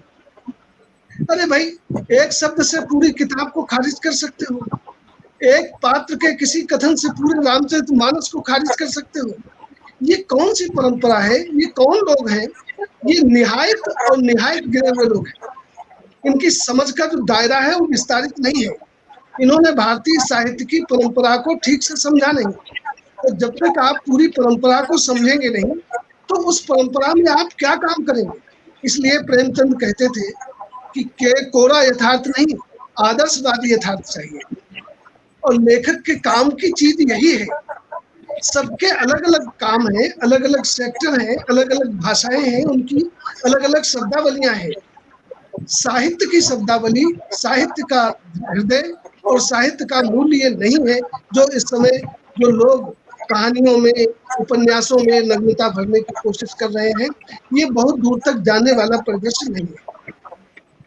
अच्छा, इधर इधर जब हम पाठ्यक्रमों की बात करते हैं, जब हम विश्वविद्यालयी शिक्षा की बात करते हैं, स्कूली शिक्षाओं की बात करते हैं, एक प्रवृत्ति देखने में आई है बड़ी तेजी से कि कोई भी रचनाकार यह गर्व के साथ शेयर करने लगा है कि मेरी रचना फला विश्वविद्यालय के फला डिपार्टमेंट में फला कोर्स में शामिल की गई। अब होना तो यह चाहिए था तो कहानियां शेयर करता या उपन्यास शेयर करता या उन चीजों को शेयर करता और पाठकों से पूछता कि क्या हमारी रचना विश्वविद्यालय में जाने लायक थी। इसके पलट दूसरी तरफ क्या हो रहा है कि दूसरे प्रेमचंद जी के जो कालजयी कहानियां रही हैं, जैसे मान लीजिए कि नमक का दरोगा रहा है, इधर नमक का दरोगा को कूड़ा करकट कहा गया, दूसरी तरफ पंच परमेश्वर रहा है, तीसरी तरफ ईदगाह जैसी कहानियां हैं। मतलब ये दो बैलों की जोड़ी जो है, हीरा और मोती वाली कहानी आज भी दिमाग पर दृश्य कर छाई रहती है और एक बैल के जोड़े को चलते हुए देखते हैं, दो बैलों की जोड़ी की कहानी पूरा पूरा मस्तिष्क में छा जाती है और जिससे एक सीख हमारे हृदय में उत्पन्न होती है और हम सीखते हैं। वह कहानियां भी इधर के दिन सिलेबस से की जा रही हैं, हटाई जा रही हैं, छोटे बच्चों के सिलेबस से तो हटाई ही जा रही हैं और विश्वविद्यालयी परिदृश्य से भी मुंशी प्रेमचंद के नॉवेल को तो प्रमुखता दिया जा रहा है, विशेषकर गोदान वगैरह को, बाकी कहानियों को लगभग हटाया जा रहा है।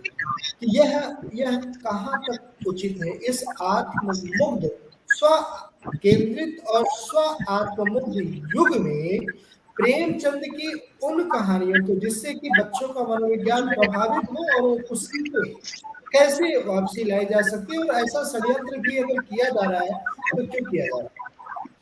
क्या इसका जवाब भारतीय सरकार के पास है या तो शिक्षाविदों के पास है या उन प्रोफेसरों के पास है? आखिर वे क्या चाह रहे हैं, क्या बच्चों को देना चाह रहे हैं? जी रूप सर बोलिए।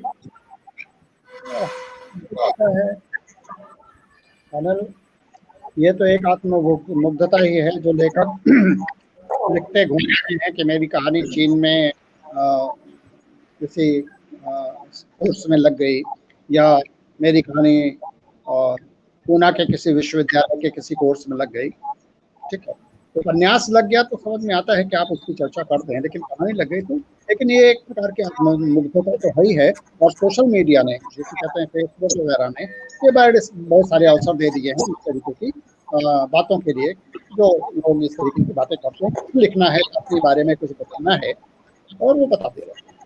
जहाँ तक प्रेमचंद की कहानी को हटाए जाने का सवाल है, गोदान को भी हो सकता है नहीं, इस तरीके के षड्यंत्र चल रहे हैं, हो सकता है कोई ऐसा समय आ जाए कि गोदान वगैरह भी, प्रवासियों वगैरह को भी कोर्स से हटा दें।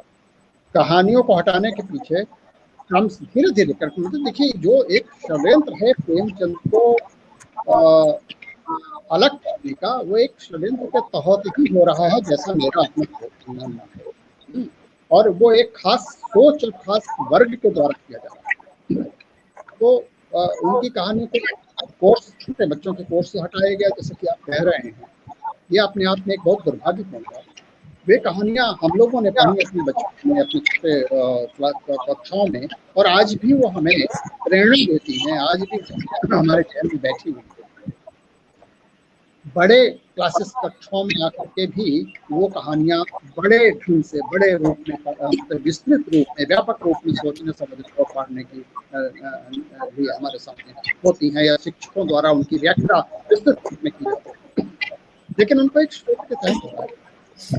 विभागाध्यक्ष विश्वविद्यालयों में विभागाध्यक्ष वो एजेंडा लेकर के आता है। दिल्ली विश्वविद्यालय में पिछले दिनों मुझे जानकारी मिली कि बहुत सारे ऐसे लोगों को हटाया गया है जिनको हटाया नहीं जाता। तो एक गाना है को करना है, जहाँ जहाँ वो कर सकते हैं वहाँ वहाँ वो कर रहे हैं। अब वो एक अलग बात है कि प्रेमचंद को विश्वविद्यालय से हटा दो, चाहे छोटे कक्षाओं से हटा दो या कहीं से भी हटा दो, प्रेमचंद को लेकर नहीं। प्रेमचंद एवरग्रीन, एक अंग्रेजी का अगर हम शब्द इस्तेमाल करें, एवरग्रीन है, वो सदैव रहेंगे, जनता में रहेंगे। आप उनको विश्वविद्यालय से, स्कूलों से कहीं से भी। डॉक्टर हाँ, राकेश सर आप इस बारे में क्या सोचते हैं कि कितना उचित है? और प्रेमचंद के साथ साथ मैं देख रहा हूँ कि बड़े स्तर पे लोग आउट किए जा रहे हैं, सिर्फ प्रेमचंद की रेणु वगैरह के इस लाइन में बड़े स्तर पे अच्छी रचनाएं आउट की जा रही है सिलेबस से। क्या षड्यंत्र चल रहा है, या जो शामिल किए जा रहे हैं किस षड्यंत्र, क्या चक्कर है? सवाल और चिंताएं आपकी बहुत महत्वपूर्ण है। जो लोग इन अच्छी कहानियों को खारिज करके कुछ और समाविष्ट करना चाहते हैं, उनसे एकांत में कभी पूछिए कि आप अपने बच्चों को कैसा देखना चाहते हैं, जैसा प्रेमचंद ने बनाया था या जैसा आप रचना चाहते हैं। तो उनका उत्तर वही होगा जो अच्छी कहानियों के बच्चे हैं। लेकिन नहीं, ये एक षड्यंत्र के तरह हो रहा है। जो किसी चीज को नष्ट करना हो, जैसे भारतीय स्मृति को ध्वंस करना हो, तो कहीं ना कहीं से शुरुआत करनी पड़ेगी, क्योंकि ये तो ये वो समाज है जो स्मृति पर जीता है। आपके तो पुरखों ने कहा ना, या देवी सर्वभूतेषु स्मृति रूपेण संस्थिता। तो हमारी ताकत है स्मृति। तो वो स्मृति का क्षरण कैसे हो, उसका एक उपाय शिक्षा हो सकती है, उसका एक उपाय ये पाठ्यक्रम हो सकता है। तो इसलिए उस पाठ्यक्रम में सेंधमारी करके इनको हटाइए। बहुत पुराने लोग हो गए। ये आप जिसकी बात कह रहे हैं ना, यहाँ सूरदास को भी हटाया गया, तुलसीदास को हटाओ, सूरदास को हटाओ। अरे भाई, उनको हटाने से क्या होगा? जो वैक्यूम बनेगा वो भरेगा कौन? तुम्हारे पास कोई है उस कदकाठी का आदमी नहीं है। ये लोग जो पैदा हुए हैं, चाहे सूर हो, तुलसी हो या कबीर हो, ये एक सदी में या एक वर्ष का नहीं है, ये सदियों का प्रतिफलन है। तब जाके उतना बड़ा रचनाकार पैदा होता है। तो प्रेमचंद की जो कहानियां हैं वो उनके समय का तो यथार्थ है ही। ये भारतीय समाज के पिछले दिनों में क्या क्या हुआ है उसका भी प्रतिफलन है। इसलिए ये कुचक्र जो है वो वैक्यूम बना के, वो स्पेस खाली करके उसमें अपने आप को स्थापित करने का है। मान लीजिए तुलसीदास की जगह हम किसी अला बला को पढ़ाने लगे, तो कितने दिनों, कितनी देर तक आप उसको बांध के रख सकते हैं समाज में? कितनी ताकत आपने साहित्य में और अपने शब्दों में पैदा की है, ये भी तो कभी एकांत में बैठकर सोचिए। साहित्य का काम केवल वाहवाही लूटना नहीं है, 10 लोगों के बीच में ताली पीट करके और आप कहने लगे कि बहुत बड़े रचनाकार हो गए। ये थोड़ी देर के लिए आत्ममुग्धता का शिकार आप हो जाएंगे, लेकिन समाज आपको स्वीकार करने वाला नहीं है। तो षड्यंत्र के तहत आप कुछ चीजें हटा लीजिए, अपने को जोड़ लीजिए, लेकिन ये चलने वाला नहीं है, बिल्कुल नहीं चलेगा, और चलने देना भी नहीं चाहिए। मौन बैठ करके उसको देखने की जरूरत नहीं है, उसका प्रतिरोध करने की भी जरूरत है। एक चीज मैं ये भी देख रहा हूँ कि ऐसा प्रेमचंद की ही बात नहीं है, अन्य जिम्मेदार रचनाकारों की भी बात है। और वर्तमान समय में भी कुछ ऐसे रचनाकार हैं जिनको गिनाया जा सकता है, जैसे शेखर जोशी हो गए, रूप सिंह चंदेल हो गए, शैली बलजीत जी हो गए, और एक सत्यनारायण पटेल हैं, उनकी भी कहानियाँ काफी अच्छे विमर्श पर आ रही हैं। एस.आर. हरनोट हो गए, इन लोगों की कहानियों को भी अगर हमने और पहले की भी कहानियों को भी कुछ जरूरी रचना करना चाहिए। तो इन कथाकारों अब जो एक समस्या झेलनी पड़ रही है, प्रेमचंद तो एक बड़ी हस्ती है, उनको तो चलो जो प्रतिष्ठा, जो मान, जो सम्मान, अब वो जन जन के हैं, सबके हैं, तो नॉर्मल सी बात है और सीधी सी बात है कि सब उनके हैं, वे सबके हैं। तो जो अन्य उनकी परंपरा को जीवित रखने के लिए जो अन्य रचनाकार संघर्षरत हैं, इधर कलम चला रहे हैं और लगातार संघर्ष कर रहे हैं। दलाल चौकड़ी, अगर हम यहाँ ये शब्द प्रयोग करें आलोचना के लिए, पहली बात तो कथा साहित्य में एक जिम्मेदार आलोचना का अभाव हर समय रहा है। संदर्भ सूची इकट्ठा करने वाले वीरों की बात अगर छोड़ दिया जाए तो ठीक तरीके से कोडिंग डिकोडिंग करने वाले आलोचक की एक भारी कमी कथा साहित्य में रही है। और कहीं न कहीं ये जो इधर भ्रम फैलाए जा रहे हैं और ये जो इधर शिगुफे छोड़े जा रहे हैं, वो जिम्मेदार आलोचकों की अनुपस्थिति का कारण है। एक बार मैं श्री प्रकाश शुक्ल से बात कर रहा था वर्तमान रचना धर्मिता पर, कवि एवं आचार्य हैं श्री प्रकाश शुक्ल जी, तो उन्होंने कहा कि यह सब जो गड्ढमड्ढ हो रहा है अनिल, यह चयन का विवेक और प्रस्तुत के साहस के अभाव से हो रहा है।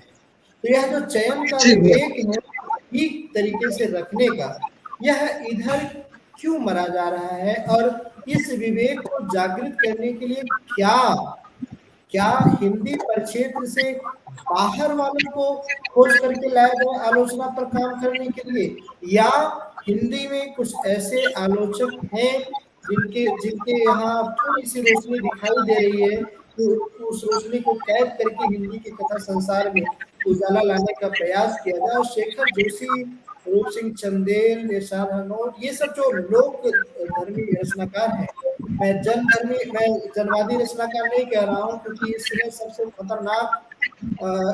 खतरनाक नारा जो बन चुका है जनवादी बन चुका है, और जनवादी के रास्ते से देहवादी प्रवृत्तियां हावी है। मैं जनवादी इसलिए नहीं कह रहा, मैं इसलिए लोक धर्मी कह रहा हूँ कि जो लोक धर्मी रचनाकार हैं उनको उन आलोचकों के माध्यम से लाया जाए। तो आप सबको क्या लगता है, ये आलोचना में इतना झूठ क्यों हो रहा है? आलोचक पढ़े लिखे क्यों नहीं आ रहे हैं? या उस परिवेश की विसंगति हो रही है, या समय ही ऐसा चल रहा है संक्रमण का, या कोरोना के साथ साथ डेंगू, टाइफाइड, मलेरिया सब हावी हो रहे हैं? क्या चक्कर है कि कोई खुला पाठ की मांग कर रहा है, तो कोई जयशंकर प्रसाद और शुक्ल को भिड़ा रहा है, तो कोई प्रेमचंद को कूड़ा कह रहा है, जबकि ठीक स्तर पर प्रस्तुति का साहस और चयन का विवेक जो है वो क्यों नहीं दिखाई दे रहा? हम ये इस पर दोनों जन का विचार चाहते हैं। ये बहुत जरूरी मुद्दा है और सभी पाठक बहुत ध्यान लगा करके इस प्रश्न का उत्तर ढूंढ रहे हैं। सिर्फ मैं ही नहीं हूँ, सभी हैं सभी। मुझे लगता है अनिल, एक बार मैंने कमलेश्वर से, ये 2 अक्टूबर 2001 की बात है, कमलेश्वर से मैंने बातचीत की, काफ़ी लंबी बातचीत की थी। उसमें एक प्रश्न यही मैंने उनसे पूछा था कि आलोचना के बारे में आपका क्या दृष्टिकोण है, आलोचना के बारे में आपका क्या कहना है। उन्होंने एक लाइन का उत्तर दिया था कि आलोचक हैं कहाँ, संकट आज का नहीं है, बहुत पुराना संकट है, पहले से ही ये संकट रहा है। और जहाँ तक चयन के विवेक की बात है, पहले से ही चयन के मामले में भी लोग कुछ लोगों का चयन कर लेते थे, उनकी कहानियों की चर्चा कर देते थे, और बाकी जिनको हम आलोचक कहते रहे हैं वे लोग, अगर किसी एक आलोचक ने किसी रचनाकार का की रचनाओं का चयन करके 2, 4, 10 जो भी रचनाएं हैं उनका चयन करके उसकी चर्चा कर दी, तो बाकी जो पीछे कुछ दूसरे आलोचक जो अपने को आलोचक कहते थे, या एक तरीके से सच मायने में वो आलोचक नहीं थे, लेकिन फिर भी वो अपने को आलोचक कहते थे, वो क्या करते थे कि कहानी या उपन्यास नहीं पढ़ते थे, अपने से पहले वाले आलोचक की कही भी बात को ऐसे ज्यों का त्यों प्रस्तुत कर देते थे। तो सबसे बड़ा दिक्कत ये रहा है कि अध्ययनशील आलोचकों की कमी मैंने तो कम से कम 20 साल में देखा। अब इसीलिए मैं चाहता हूँ, मैं मेरा मेरा सोच कि आप जैसे अध्ययनशील और ईमानदार आलोचकों का आना, आप कविता के क्षेत्र में सक्रिय हैं, नवगीत के क्षेत्र में सक्रिय हैं, कहानी के क्षेत्र में आलोचकों का मैं संकट महसूस करता हूँ। मुझे लगता है आपको आना चाहिए। और बात वही है कि विवेक की चयन कुछ लोगों का, जैसे आप देखिए ना, भीष्म साहनी की एक कहानी की चर्चा होती है, सारी दुनिया उसी कहानी की चर्चा करता है। क्या भीष्म साहनी ने दूसरी कहानियां नहीं लिखी? तमस की चर्चा करते हैं, मैयादास की माड़ी की चर्चा कोई नहीं करता। जबकि आपको मैं बताता हूँ कि भीष्म साहनी का तमस से कहीं कहीं ज्यादा बेहतरीन उत्कृष्ट उपन्यास मैयादास की माड़ी है, लोक जीवन का उपन्यास है। लेकिन नहीं, उसकी कोई, क्योंकि उसको पढ़ना नहीं चाहिए। बस एक का चयन कर लिया, तो एक की चर्चा हो गई, बस उसके बाद उसकी उसकी दूसरी की चर्चा करने की जरूरत नहीं। उससे भी आज मतलब शैलेश मटियानी की चर्चा नहीं करते हैं, क्योंकि शैलेश मटियानी आपके खांचे में नहीं फिट हो रहे थे। शैलेश मटियानी की मतलब आप देखिए ना, शैलेश मटियानी जैसा आदमी इतनी बेहतरीन कहानी लिखी, इतने बेहतरीन उपन्यास लिखे हैं, लेकिन उनकी चर्चा नहीं करते। क्यों? क्योंकि उनके, जिन प्रेमचंद के संदर्भ में उनके शब्द आपने इस्तेमाल किया था, उनके खांचे में शैलेश मटियानी फिट नहीं बैठते। शेखर जोशी की कुछ कहानी के एक दो कहानी की चर्चा होती है। मतलब मेरा कहने का मतलब है कि किसी भी रचनाकार को समग्रता में पढ़ करके चयन करना चाहिए आलोचक को, कि उसकी कौन कौन सी रचना किस योग्य है, जिसकी समाज के दृष्टिकोण से चर्चा की जानी चाहिए, आलोचना के दृष्टिकोण से चर्चा की जानी चाहिए, साहित्य के दृष्टिकोण से। लेकिन नहीं, होता क्या है कि एक दो कहानियों की में चर्चा करनी, फिर दूसरे लोग भी उसी कहानी को पढ़ लेते हैं और उसको पढ़ते भी नहीं है, दूसरे की चर्चा करके आगे बढ़ाते हैं। डॉक्टर साहब। जी राकेश सर। अनिल जी, आपकी जो चिंताएं आलोचना के पक्ष को लेकर है और कहानी को लेकर है, तो पहली बात तो ये कि आलोचना कर्म जितनी गहरी लोक की समझ मांगता है, उतना लेखक के लिए बहुत जरूरी नहीं होता। लेखक अपना काम चला सकता है, लेकिन आलोचक का काम नहीं चलेगा। तो अब लोक के पास तो कोई आलोचक जा नहीं रहा है, सब अपनी अपनी लाइन पर बिल्कुल टाइट कसे हुए हैं, इसी लाइन पर चलिए। तो ये आलोचना कर्म नहीं है, ये आप अपनी विचारधारा को शब्द दे रहे हैं, वो एक अलग बात है, लेकिन ये बहुत दूर तक जाने वाला परिदृश्य नहीं है। अब आपने जो कहानियों की बात की है, मैं आपसे एक सवाल पूछता हूँ। हमारे और आपके समय में कश्मीर के पंडित बहिष्कृत किए गए अपने घरों से। आप मुझे बताइए कि किसने कहानी लिखी उस पर। जो लोग प्रतिरोध की बात करते हैं, प्रतिरोध पर रात और दिन गाना गाते हैं, प्रतिरोध की कविता है, प्रतिरोध की कहानी है, भैया इसमें आपको नहीं कहानी लिखनी चाहिए। जब सिंगूर में गोली चली, लोग मरे, वो हिंसा नहीं थी? हिंसा थी जी। कहीं भी हिंसा हो, हिंसा ही है, लेकिन उस पर ना कहानी है और ना उपन्यास है। क्यों नहीं है भाई? यहाँ प्रतिरोध नहीं होना चाहिए। यहाँ इन व्यक्तियों, इन लोगों की कोई पीड़ा नहीं है जो अपने ही देश में किसी दूसरे देश से बहिष्कृत किए गए आदमी की पीड़ा से बहुत ज्यादा गुनी पीड़ा उस आदमी की होगी जो अपने ही देश में, अपने ही समाज में बहिष्कृत किया गया हो। यद्यपि जग दारुण दुख नाना, सबसे कठिन जाति अपमाना। यहाँ तो जातिगत अपमान है, लेकिन कहाँ हो भैया? आपका लेखक मन नहीं रोता है कभी? कभी आपका कभी मन नहीं रोया? कविता ही लिखते हैं उन पर, वो कुछ नहीं है। तो आपने वर्षों से, 2 पीढ़ियों से एक सिद्धांत बना रखा है कि साहित्य को इसी दिशा में, इसी लाइन पर लेके चलना है। लेकिन भैया ये तुम्हारा सोच है। जब रामविलास शर्मा जी की किताब आई थी परंपरा, तो नामवर जी ने किताब लिखी थी, उसकी तोड़ में दूसरी परंपरा की खोज। तो उनसे किसी ने पूछा था कि एक आई है दूसरी परंपरा की खोज, तो रामविलास जी ने कहा मुझे नहीं मालूम किसी एक व्यक्ति के द्वारा कोई परंपरा स्थापित की जा सकती है। परंपराएं तो हजारों पीढ़ियों के अनुभव से जो चीज बनती है वो परंपरा में आती है।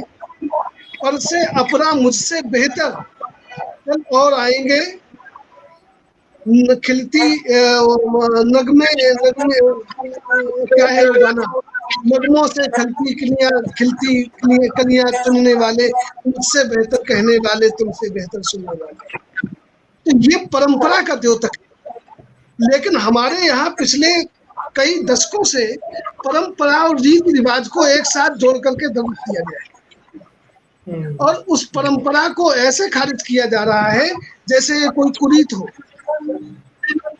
भैया ये जो परंपराएं हैं, दूसरी और चौथी परंपरा कोई एक व्यक्ति के धारण करने से नहीं होने वाली है। तो ये कुचक्र चल रहा है और ये हमेशा चला है।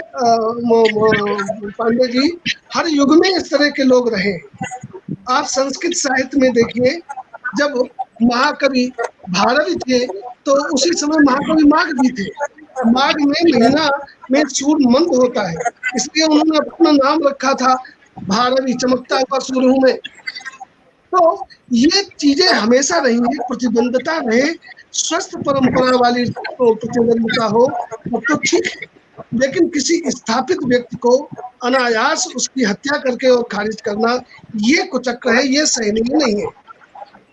हमें और आपको उसके विरोध में अपनी बात कहनी चाहिए, अपने ढंग से कहनी चाहिए। जो भगवान ने आपको एक मुहावरा आलोचना का दिया है उसमें आप कहिए और अपने समय की इन विसंगतियों को जरूर कहिए। मुझे भी दीजिए, मैं तो पत्रिका में ऐसे लेखों को जरूर प्रश्न देता हूँ जो वास्तव में हमारी आलोचना के वास्तविक पक्ष को उजागर कर रहे हैं। धन्यवाद। बिल्कुल, आप तो कभी कभी एक बड़ा सब एक चीज मैं यहाँ पर जोड़ना चाहता हूँ कि कश्मीर के पंडितों के विस्थापन पर और के समस्या को लेकर के क्षमा कौल का एक बड़ा उपन्यास है। वो मेरे संज्ञान में है। दर्द दर्दपुर 424 पृष्ठों का काफी बड़ा उपन्यास है और सबसे बड़ी उस उपन्यास की खूबी ये है कि उन्होंने कश्मीर को पौराणिक काल से लेकर के और आज तक के कश्मीर की स्थितियों को बहुत खूबसूरत तरह से अपने उस उपन्यास में प्रस्तुत किया है। एक दूसरा उपन्यास पंजाब और नीर का है, शिकारगाह, वो पंजाबी में है, उसका हिंदी अनुवाद भी हो चुका है। और एक अभी हाल में पिछले साल या पिछले से पिछले साल गोविंद मिश्र का उपन्यास आया है कश्मीर को लेकर के, वो मैंने पढ़ा नहीं है इसलिए मैं उसके बारे में कुछ नहीं कह पाऊंगा। बाकी ये दो उपन्यास मेरे पढ़े हुए हैं। तो मतलब है, लेकिन शिकारगाह में पंडितों का जिक्र नहीं है, वहाँ के आतंकवाद का जिक्र है, जो जबकि क्षमा कौल पंडितों के विस्थापन को लेकर के विशेष तौर पर विस्थापन को लेकर के ही लिख रही हैं। पूरा उपन्यास ही उस पर केंद्रित है। एक और अभी अंग्रेजी में पुस्तक आई है रोहित पंडिता की, my moon has black spot, बहुत महत्वपूर्ण पुस्तक है और वो डॉक्टर साहब आप जरूर पढ़ें। अमेजोन में है, मैंने अभी मंगा करके उसको पढ़ा है। बहुत शानदार तरीके से उन्होंने उसमें लेखक में, बहुत ज़्यादा उम्र का भी नहीं है वो, मेरे ख्याल से वो पत्रकार है बेसिकली, तो उन्होंने बहुत सुंदर तरीके से अपनी बात कही है। बहरहाल मैं आपको आभार मानता हूं कि आपने इतनी किताबों के उस संदर्भ में नाम दिए। मेरी चिंता वो नहीं है, मेरी चिंता उन लोगों की है जो दिन भर प्रतिरोध की बात करते हैं, जहाँ कुछ होगा वहां मैं उन लोगों के लिए कहना चाहता हूँ। मैं असल में वही कहना भूल गया कि मतलब उन लोगों ने नहीं लिखा, लेकिन क्षमा कौल ने लिखा और क्षमा कौल के उपन्यास की चर्चा नहीं है, ये मैं दर्शक कहना चाहता था और इसी संदर्भ में मैंने ये बात कही थी, लेकिन मैं वो कहना भूल गया। क्षमा कौल ने इतना बड़ा उपन्यास और इतना महत्वपूर्ण उपन्यास लिखा, लेकिन वे लोग या कोई भी लोग उस उपन्यास की चर्चा नहीं कर सोचा समझा मौन धारण कर लेने की जो एक प्रक्रिया है कि किसी को चुपचाप शांत भाव से किसी रचना की चर्चा मत करो, वो रचना अपने आप दब जाएगी। हालांकि वो दबने वाली रचना नहीं है, लोग चर्चा कर ही तो मैं ये कहना बोल रहा नहीं, आपने सही कहा, ये सेलेक्टिव अप्रोच है और वही बात आपने जो कहा वो सही है। जी पांडे जी। इधर बीड़ा बिज ने भी एक दो कहानियां लिखी हैं जो किसने? कश्मीर में आतंकवाद को बेनकाब करते हुए लिखी गई है। और जी जी मैं जी। पिछले दिनों उनकी कहानियों की एक पुस्तक छापा हूँ, मोह के धागे, तो उसमें उस कहानी को भी शामिल किया गया। और गजब की कहानी है कि जैसे हमारे यहाँ देखा जाता है ना कि मिलिटेंसी को लगभग मिलिट्री वगैरह को गलत ठहराते हैं, लेकिन काफी 4 कदम आगे करके वीड़ा बिज जी ने आतंकवादियों को गलत ठहराया है और जो उनको प्रश्रय देते हैं उसका अंजाम क्या होते हैं उसको भी दर्शाया है। तो एक कोटेबल कहानी बन पड़ी है वीड़ा बिज जी की। तो ये गंभीर समस्या तो है ही।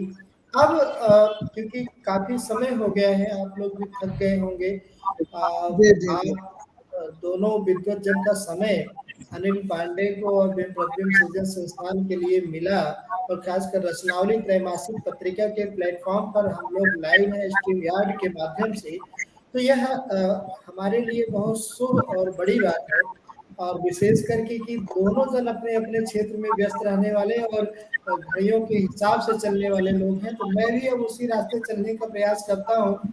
लेकिन वो एक गीत है कि जागने से पहले हारे मेरी किस्मत सो जाती है, मैं देर करता नहीं देर हो जाती है। तो अब देर हो ही जाती है, क्या करूं। बहुत कोशिश कर रहा हूँ कि इस स्थिति को तोड़ूं। अभी अभी अभी रूप सर कह भी रहे थे कि अनिल तुम अब संस्मरण बनते जा रहे हो। और मैंने एक निवेदन करना चाहा था कि सर अच्छाइयों का संस्मरण ले आना, बुराइयों को परे रखिएगा, लेकिन कर नहीं पाया क्योंकि लेखक हर समय बोलता मन का ही है। इतना ही आप घूस घूस घूस वगैरह दे दीजिए, लेकिन बोलेगा लेखक मन का ही। और रूप सर जैसे लेखक तो बोलते ही मन के हैं सर। आपको आप तो देख ही रहे हैं, आप उनकी रचनाओं को भी देख रहे हैं, उनके व्यक्तित्व को भी देख रहे हैं। तो एक बात जो चलते चलते हम जानना चाहते हैं आप दोनों जन के माध्यम से, कुल मिलाकर के प्रेमचंद सामंतों के मुंशी हो, प्रेमचंद कुछ भी हो, कूड़े में फेंकने लायक हो जाए चाहे ना पढ़ने लायक हो जाए, कुछ भी हो जाए, इन सब के बावजूद भी अगर हम सब ऊपर चर्चा पर चर्चा कर रहे हैं, लोग लाइक कर रहे हैं, लोग पढ़ रहे हैं, मानसरोवर जैसी कहानियां छोटे प्रकाशन से लेकर बड़े प्रकाशन तक बेच करके लखपति और करोड़पति बन गए, उनके उपन्यासों को बेच करके कितने प्रकाशक दिल्ली जैसे महानगर में फ्लैट और घर खरीद लिए, प्लाट खरीद लिए, कोठी खरीद लिए। तो हम पूछना चाहते हैं कि आखिर आखिर प्रेमचंद को क्यों पढ़े। हम आप दोनों जन का विचार जानना चाहेंगे कि क्यों पढ़े इस लेखक को, उसके बाद फिर हम प्रस्थान करेंगे। क्यों पढ़े प्रेमचंद को, या आज का युवा क्यों पढ़े, हम क्यों पढ़े, देश क्यों पढ़े, समाज क्यों। बहुत संक्षेप में मैं अपनी बात कहूंगा, और शायद ये बात मैं पहले कह भी चुका हूँ बातचीत में, कि प्रेमचंद का जो प्रेमचंद की रचनाओं का जो यथार्थ है, प्रेमचंद की रचनाओं का जो कथानक है, बहुत समय बीत जाने के पश्चात भी, लगभग आप देखिए 80 साल 90 साल का समय, बल्कि 100 वर्ष का समय बीत चुका है। 1910 के आसपास से 1906 से उन्होंने लिखना शुरू किया था। में उनकी पहली कहानी 1906 में शायद प्रकाशित हुई थी। तब से लेकर तो एक तरीके से 110 वर्ष को आज भी उनकी रचनाएं, आज भी मतलब आप तो गांव के हो, कितना गांव बदल गया, केवल इतना फर्क पड़ा है कि गांव में जो गलियां होती थी उनमें खरिंजा बिछ गया है, ढिबरी जो कड़वे तेल से, मिट्टी के तेल से जो ढिबरी जलती थी, उसके बजाय बिजली आ गई है। बाकी तो कोई बहुत बड़ा परिवर्तन नहीं हुआ, गांव जैसा था वैसे ही है। थोड़ी सी शहर से राजनीति पहुंच गई, गांव केवल इतना बदला है। गांव में लगभग सब कुछ वही उसी तरीके की स्थितियां हैं।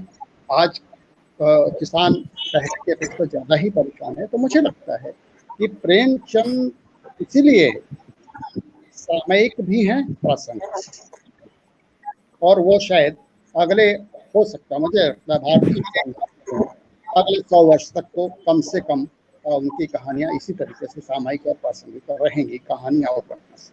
बाकी डॉक्टर साहब ज़्यादा अच्छी तरीके से व्याख्या कर सकते हैं। सर आपने जो कहा है उसी में मेरी सहमति है।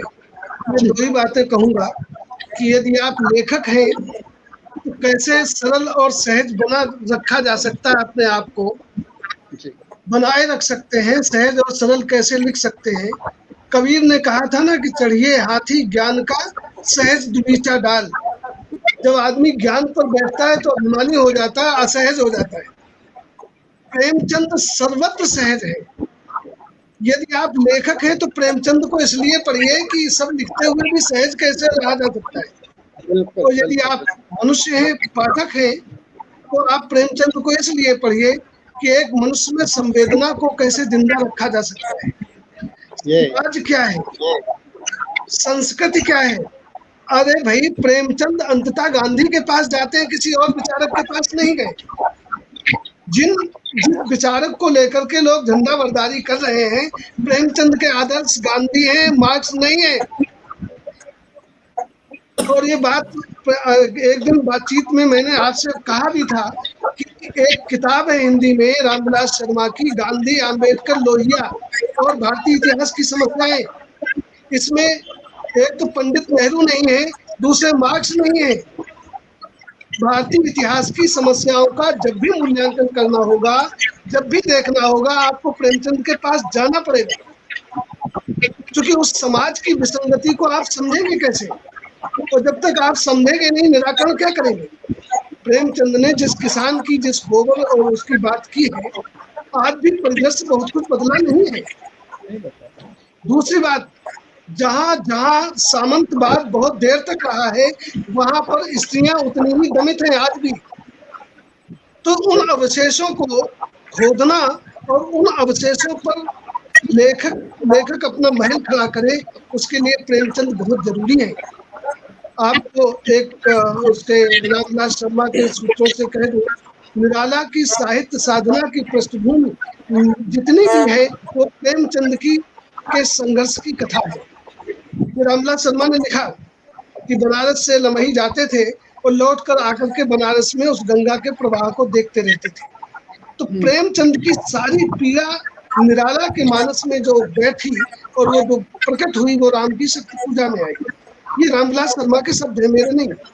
लेकिन मैं ये जो कहना चाहता हूँ कि एक बड़े लेखक ने एक बड़ी कविता को जन्म दिया। प्रेमचंद पाठकों के लिए भी और लेखकों के लिए भी हमेशा एक अनिवार्य लेखक भी है और आपके मार्गदर्शक भी हैं। धन्यवाद।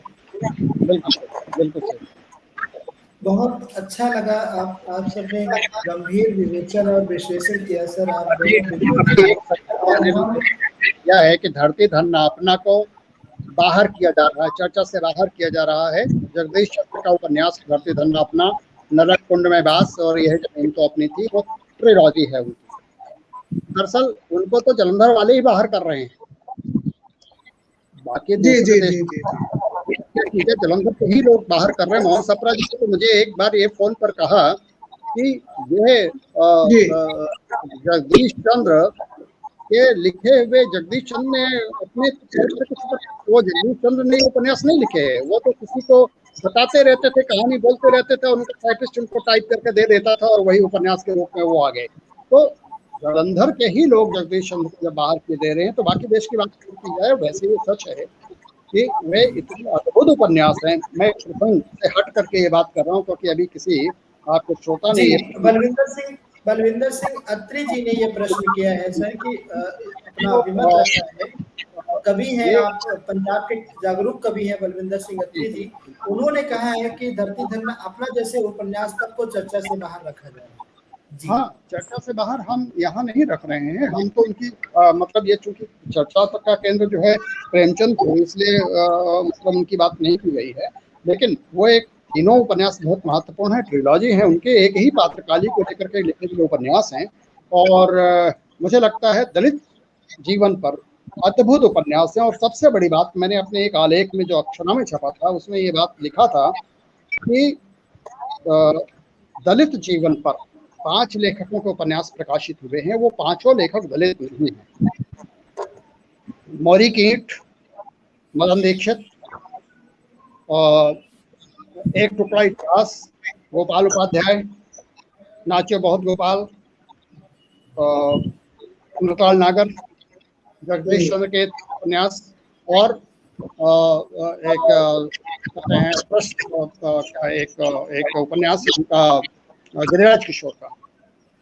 ये पांचों ये लोग लेखक दलित नहीं। तो मैंने एक बात ये लिखी थी अक्षरा में कि आगे 25 वर्ष तक कोई दलित ऐसे उपन्यास लिख लेगा, इसकी संभावना नहीं है। कारण ये है अभी तक उस तरीके से साहित्य को अपने अंदर आत्मसात नहीं है। वो केवल सवर्णों के खिलाफ तो लिख रहे हैं, लेकिन साहित्य कैसे क्या होना चाहिए अभी तक वो सीखना है। बहरहाल मैं अत्रे जी के प्रश्न पर इसका उत्तर दे दिया। बहुत जरूरी था सर, ये बहुत जरूरी था। दरअसल हमारे जालंधर में पढ़ने की परंपरा भी नहीं है सर, ये भी कमी है। लोग पढ़ते इसलिए नहीं है कि बड़े बड़े साहित्यकार